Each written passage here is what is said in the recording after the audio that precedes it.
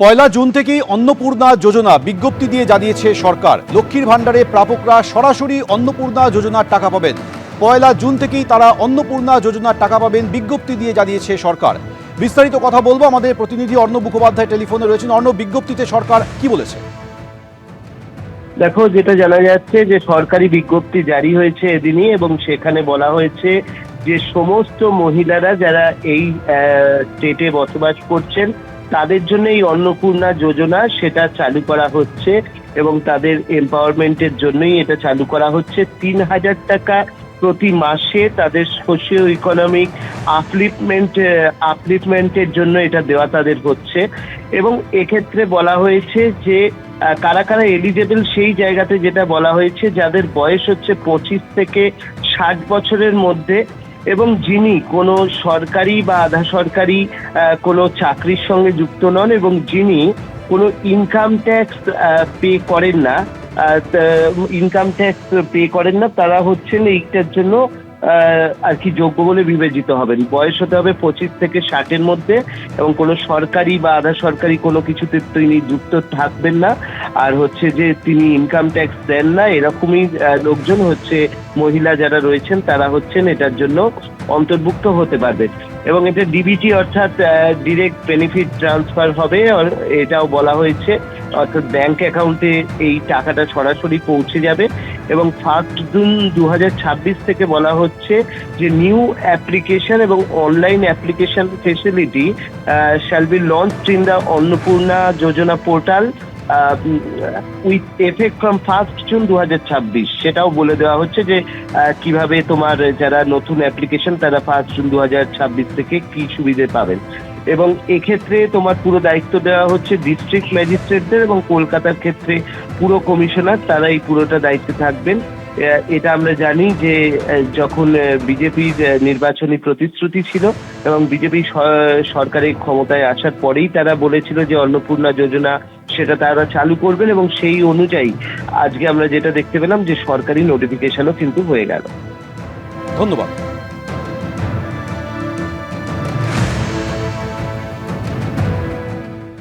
চোখ রাখবো পরের খবরে।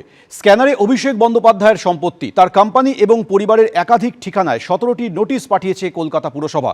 188 এ হরিশ মুখার্জি রোডে শান্তিনিকেতনে লিপস অ্যান্ড বাউন্সের নামে নোটিশ পাঠানো হয়েছে। রাজ্যে সরকার পাল্টেছে, একের পর এক ফাইল খুলছে, তদন্ত কমিশন তৈরি হচ্ছে।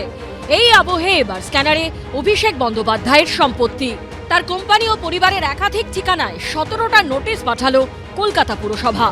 সোমবারই ক্যামাক স্ট্রিটে অভিষেক বন্দ্যোপাধ্যায়ের অফিস থেকে ঢিলছোড়া দূরত্বে সভা করে একেবারে নাম করে হুঁশিয়ারি দিয়েছিলেন মুখ্যমন্ত্রী শুভেন্দু অধিকারী।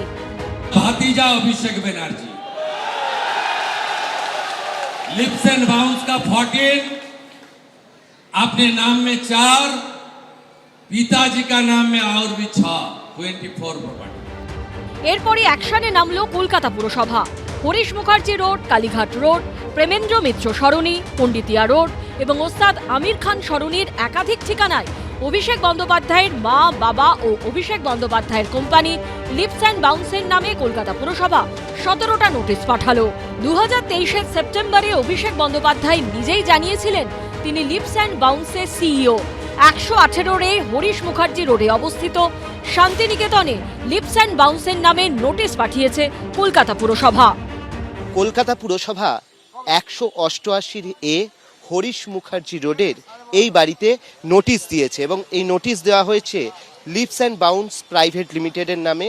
এখানে যেটা বলা হয়েছে যে অবৈধ অংশ রয়েছে সেটাকে 7 দিনের মধ্যে ভেঙে ফেলতে হবে, অথবা কেন করা হলো, ডেভিয়েশন কেন হলো সেইটা জানাতে হবে।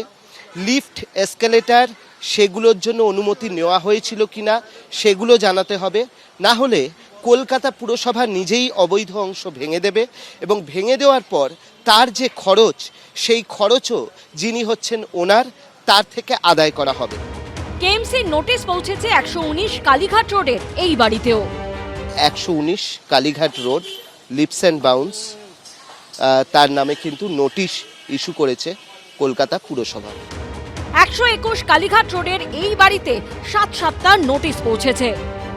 121 কালীঘাট রোডের এই বাড়িতে কলকাতা পুরসভা মোট 7টি নোটিশ দিয়েছে, যার মধ্যে 5টি নোটিশ হচ্ছে লিপস অ্যান্ড বাউন্সের নামে, একটি হচ্ছে লতা বন্দ্যোপাধ্যায় এবং অমিত বন্দ্যোপাধ্যায়ের নামে, আরেকটি হচ্ছে শুধুমাত্র লতা বন্দ্যোপাধ্যায়ের নামে। প্রেমেন্দ্র মিত্র সরণি অর্থাৎ মমতা বন্দ্যোপাধ্যায়ের বাড়ির গলিতে 3টে ঠিকানায় নোটিশ দিয়েছে কলকাতা পুরসভা। প্রাক্তন মুখ্যমন্ত্রীর বাড়ির যে গলি, সেখানে 3টে প্রেমিসেস রয়েছে, যেখানে 3জন এসএসসিকে নোটিশ দিয়েছে কলকাতা পুরসভা। এর মধ্যে আমরা যেরকম দেখতে পাচ্ছি 46-এর বি প্রেমেন্দ্র মিত্র সরণি, সেখানে হচ্ছে লতা বন্দ্যোপাধ্যায় এবং অমিত বন্দ্যোপাধ্যায়, তাদের নামে নোটিশ করা হয়েছে। তার ঠিক উল্টো দিকেই রয়েছে এই 29-এর এ প্রেমেন্দ্র মিত্র সরণি, এখানেও কিন্তু লতা বন্দ্যোপাধ্যায় অমিত বন্দ্যোপাধ্যায়ের নামে একটা নোটিশ করা হয়েছে। এটা হচ্ছে 29-এর সি প্রেমেন্দ্র মিত্র সরণি, এবং এখানে কিন্তু আমরা যেরকমভাবে দেখতে পাচ্ছি অমিত বন্দ্যোপাধ্যায়ের নামে একটি নোটিশ দেওয়া হয়েছে এবং লতা বন্দ্যোপাধ্যায় আর অমিত বন্দ্যোপাধ্যায়ের নামে আরও 2টি নোটিশ ইস্যু করা হয়েছে। এর পাশাপাশি নোটিশ দেওয়া হয়েছে 1-এর বি ওস্তাদ আমির খান সরণি এবং 37 পণ্ডিতিয়া রোডের ঠিকানাতেও। অর্ণব মুখোপাধ্যায়ের রিপোর্ট, এবিপি আনন্দ, কলকাতা। এবিপি আনন্দ, এগিয়ে থাকে, এগিয়ে রাখে।